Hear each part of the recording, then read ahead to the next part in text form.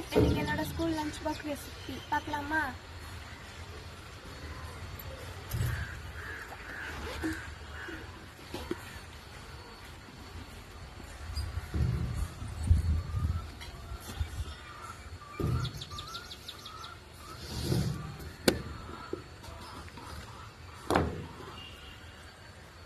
அம்மா வந்து தயிர் பச்சடி வச்சிருக்காங்க guys.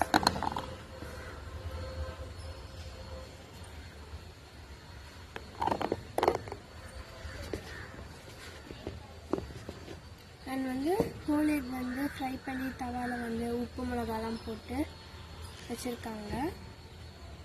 அண்ட் வந்து லாஸ்ட்டாக காய் சோறு.